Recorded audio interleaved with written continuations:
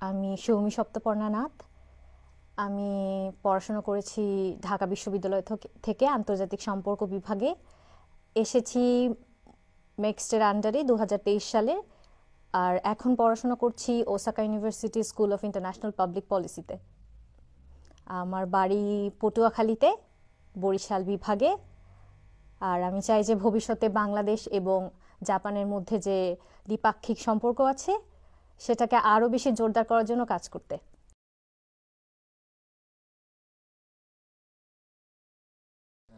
আমি এমবাসিতেই অ্যাপ্লাই করেছিলাম।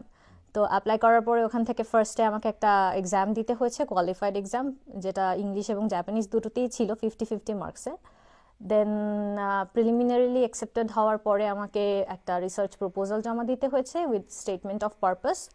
আর তারপর একটা ইন্টারভিউ হয়েছে আমার। অ্যান্ড দেন প্রিলিমিনারি সিলেক্টেড হওয়ার পরে আমি লেটার অফ অ্যাকসেপ্টেন্সের জন্য জাপানের ইউনিভার্সিটিগুলোর সাথে যোগাযোগ করেছি। এভাবেই ফাইনালি ফেব্রুয়ারির মাসে গিয়ে আমার 2023 সালে আমাকে ফাইনাল রেজাল্ট দিয়েছে আর কি, যে আমি মিক্সডের জন্য কোয়ালিফাইড।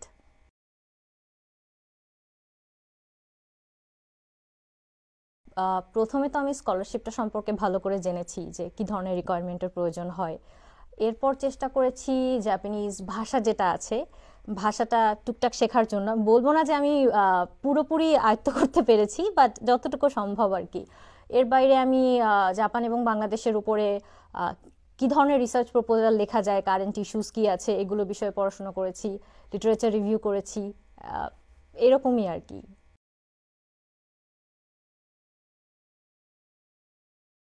আসলে আমি যখন আহ, কি বলবো, স্কুলে বা কলেজে ছিলাম তখন থেকে আমার Japanese animation, Japanese anime movie, তারপরে আমার ফেভারিট কি আর কি সাহিত্যিক হচ্ছেন মুরাকামি, হারুকি মুরাকামি। তো ওনার বই পড়ে আমি বড় হয়েছি বলতে গেলে। তারপরে অ্যানিমে দেখে বড় হয়েছি। আর জাপানিজ ফুড তো অনেক বেশি ফেমাস, সুশি, সাশিমি, এগুলো বাংলাদেশেও পাওয়া যায়।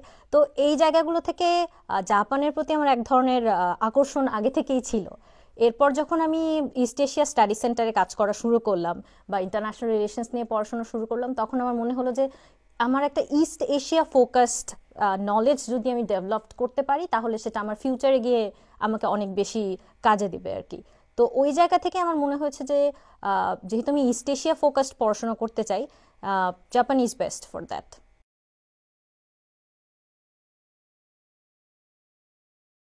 ওসাকা ইউনিভার্সিটি কেন নয় এটা একটা প্রশ্ন হতে পারে। কারণ জাপানের যে ইম্পেরিয়াল ইউনিভার্সিটিসগুলো আছে, ওসাকা ইউনিভার্সিটি তার মধ্যে একটা। ওয়ার্ল্ড র্যাঙ্কিংয়ে ওসাকা ইউনিভার্সিটি বর্তমানে হচ্ছে 80। তো টপ 100 ইউনিভার্সিটির মধ্যে আছে। আর আমার সাবজেক্টের জন্য আর কি ইন্টারন্যাশনাল রিলেশনস বা পাবলিক পলিসির জন্য ওসাকা ইউনিভার্সিটি বেস্ট। সো সব দিক থেকে আমার মনে হয়েছে যে ওসাকা হচ্ছে one of the heart of Japan. তো কেন ওসাকা ইউনিভার্সিটি নয়, এই জন্যই ওসাকা ইউনিভার্সিটি চুজ করা।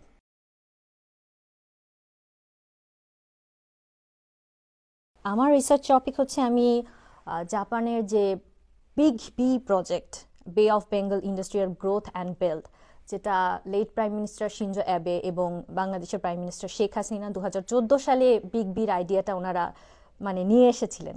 তো ওইখান থেকে আর কি এখন যে পর্যায়ে বিগ বি আছে, এবং বিগ বির আন্ডারে বাংলাদেশে আরও 5টা প্রজেক্ট রানিং, এবং ভবিষ্যতে আরও অনেকগুলো প্রজেক্ট আসবে। এবং শুধুমাত্র বিগ বি আসলে বাংলাদেশের মধ্যে এখন সীমাবদ্ধ নেই। এটাকে প্রাইম মিনিস্টার ফুমিও কিশিদা ইন্ডিয়াতে একটা, ইন্ডিয়ান নর্থ ইস্টকে কেন্দ্র করে একটা সাপ্লাই ভ্যালু চেইন তৈরি করার ওনার বিশাল পরিকল্পনা আছেন। সো স্মার্ট বাংলাদেশ এবং পুরোপুরি সাউথ এশিয়াকে কেন্দ্র করে বিগ বি আসলে কি ধরনের ইম্প্যাক্ট ফেলতে পারে, এবং জাপান বাংলাদেশ সম্পর্কের ক্ষেত্রে বিগ বি কিভাবে দুই দেশের জন্যই একটা উইন উইন সিচুয়েশন ক্রিয়েট করতে পারে, মেইনলি এটা নিয়ে আমি রিসার্চ করছি আর কি।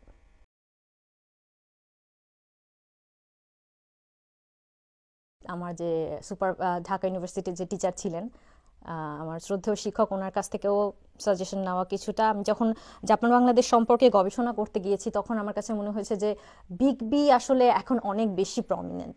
তো আর আমার মাস্টার্স আর অনার্সের থিসিস ছিল হচ্ছে বে অফ বেঙ্গল বা মেরিটাইম সিকিউরিটি নিয়ে। তো আমি চাচ্ছিলাম যে ভবিষ্যতেও এটার উপরে কাজ করতে, এবং যেটা জাপান এবং বাংলাদেশ দুটোকেই ইনক্লুড করবে। তো সেই জায়গা থেকেই এই টপিকটাকে সিলেক্ট করা আর কি।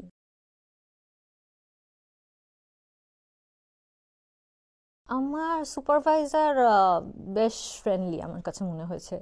যে আমার যখন রিসার্চ প্রপোজাল, এখানে আসার পর আমাকে একটা রিসার্চ প্রপোজাল সাবমিট করতে হয়েছে এন্ট্রান্স এক্সামিনেশনের জন্য। তো আমার সুপারভাইজার যতটা পসিবল উনি আমাকে হেল্প করেছেন। বা উনি সবসময় বলেন যে এখানে পড়তে আসার পরে আমার নিজের হেলথ সব থেকে বেশি আর কি ইম্পর্টেন্ট, সব থেকে বড় প্রায়োরিটি আমার নিজের হেলথের উপরে দেওয়া উচিত। তো উনি বলে রিল্যাক্স করো, ঘোরো, তারপরে পড়াশোনা করো, অ্যান্ড নিজের টেক কেয়ার করো। সো আমার কাছে মনে হয়েছে যে he is very friendly and he is very caring. At the same time he is also serious about work.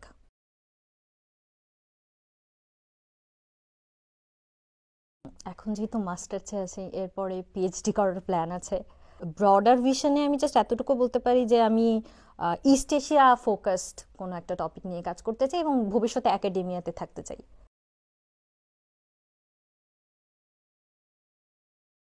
Japan আসলে খুব সুন্দর একটা দেশ।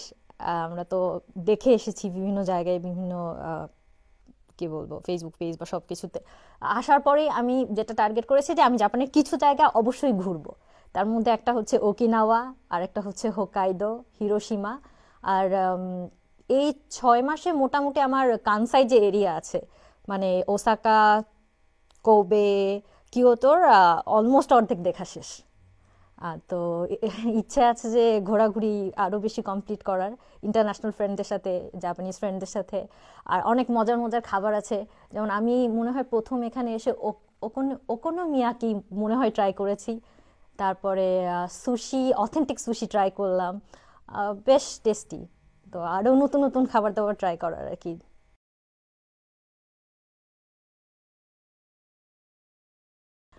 আমি যে কোর্সের আন্ডারে ছিলাম ওই কোর্সের নাম হচ্ছে ইন্টেন্সিভ জাপানিজ ল্যাঙ্গুয়েজ কোর্স। মানে বলবো যে কোর্স বেশ ইন্টেন্সিভ, মানে আমাকে 5 দিন প্রায় 3 ঘন্টা করে ক্লাস করতে হয়েছে।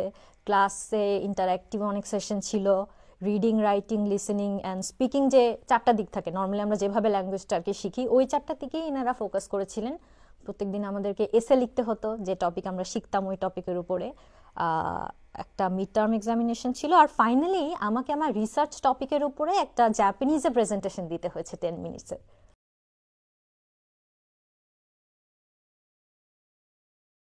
আমি বলবো যে হ্যাঁ, একটু পার্থক্য তো আছে। আমার কাছে মনে হচ্ছে যে জাপানে এসে জাপানিজ শেখা অনেক বেশি ইন্টারঅ্যাক্টিভ।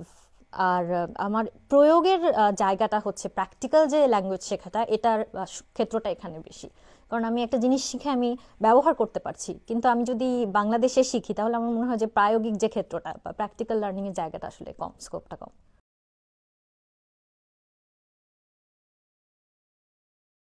এখনো পর্যন্ত আমার কাছে সব থেকে বড় ডিফিকাল্টি মনে হচ্ছে ঠান্ডা। আমি অক্টোবর সেশনে এসেছি, তো সেপ্টেম্বরের শেষের দিকে। অক্টোবর থেকে মার্চ পর্যন্ত মানে বাংলাদেশের ওয়েদার আর জাপানের ওয়েদার তো খুবই ডিফারেন্ট আমি বলবো যে। তো অনেক ঠান্ডা। আসার পর থেকে আমি শুধু সোয়েটারই পরছি, এর বাইরে আমি কোনো কিছু ট্রাই করারও সুযোগ পাইনি। তো এটা একটা আমার জন্য, এই এনভায়রনমেন্টের সাথে খাপ খাওয়ানোটা একটা অনেক বড় চ্যালেঞ্জ ছিল। আর ল্যাঙ্গুয়েজটাও বলবো একটা সেকেন্ড চ্যালেঞ্জ আর কি। কারণ যেহেতু আমি এখনো পর্যন্ত জাপানিজ ভাষাকে পুরোপুরি রপ্ত করতে পারিনি, তো ডে টু ডে কনভারসেশনের ক্ষেত্রে কিছুটা ডিফিকাল্টি ফেস করতে হয়। বাট অনেস্টলি স্পিকিং, একটা অনেক বড় পজিটিভ দিক হচ্ছে যে আমি যতটুকু দেখেছি জাপানিজ মানুষ অনেক ফ্রেন্ডলি। তো দে আর ভেরি হেল্পফুল। ল্যাঙ্গুয়েজ যদি নাও পারি তাও তারা সর্বোচ্চ চেষ্টা করে যে যেভাবে সম্ভব, যতটুকু সম্ভব হেল্প করে।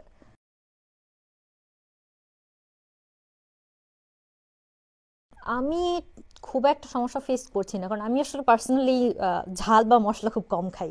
তো এখানে আসার পরে মানুষের প্রথম কমপ্লেনই থাকে যে বাংলাদেশে যেমন আমরা অনেক বেশি স্পাইসি খাবার খাই বা অনেক অয়েল থাকে খাবারে, তো এখানের খাবার কম্প্যারেটিভলি বাংলাদেশের তুলনায় লেসার স্পাইসি। কিন্তু আমার জন্য মানে বেটার ছিল। বাট একটা প্রবলেম হচ্ছে যে আমি পার্সোনালি ফুড কম খাই। তো এটা একটা চ্যালেঞ্জ বলবো, মানে এটা একটা ডিফিকাল্টি বলবো আমি ফেস করেছি।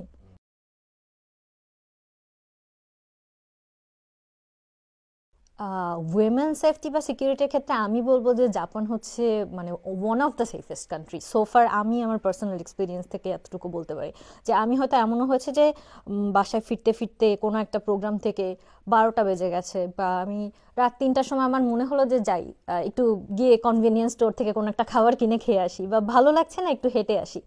তো খুবই সেফ আসলে। আহ, কেউ কিছু বলবে না, বা ইভেন খুবই ফ্রেন্ডলি এনভায়রনমেন্ট আমি বলবো। যেখানে ইচ্ছা যখন ইচ্ছা যাওয়া যেতে পারে। সব ধরনের দিক থেকেই খুব সিকিউরড।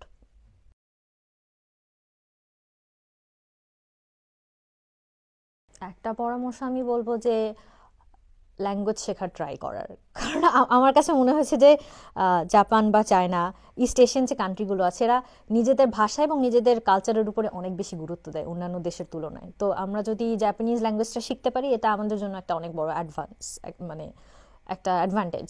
আর এর বাইরে আমি বলবো যে অবশ্যই একাডেমিক রেজাল্ট ভালো রাখার, একাডেমিক একটা ক্রেডেনশিয়ালের তো দরকার থাকবেই যদি স্কলারশিপের জন্য আমি ট্রাই করি। আর আর একটা দিক হচ্ছে মানে আমি পার্সোনালি মনে করি যে মিক্সড স্কলারশিপ অন্যান্য স্কলারশিপের থেকে ডিফারেন্ট, কারণ মিক্সড চেষ্টা করে স্টুডেন্টের মধ্যে একটা ব্রডার ভিশন দেখার, যে আসলে তার ব্রডার ভিশনটা কি, যে সে শুধুমাত্র কি পড়ার জন্যই জাপানে পড়তে আসতে চায়, নাকি এর পিছনে মানে ভবিষ্যৎ কেন্দ্রিক কোনো বড় ধরনের পরিকল্পনা আছে কিনা নিজের দেশের জন্য, বা দুই দেশের মধ্যে সম্পর্কের ক্ষেত্রে কতটুকু তারা অবদান রাখতে পারবে, বা হিউম্যানিটির ক্ষেত্রে আসলে কতটুকু অবদান রাখতে পারবে। তো আমার মনে হয় যে প্রত্যেকটা স্টুডেন্ট যারা জাপানে পড়াশোনা করতে আসতে চায় তাদের উচিত ব্রডার কোনো একটা ভিশন রাখা এবং সেই হিসেবেই আসলে কাজ করা, বা স্টাডি ম্যাটেরিয়াল বা যে কোনো ধরনের রিসার্চ সাজানো এভাবেই চিন্তা করা আর কি। That's it.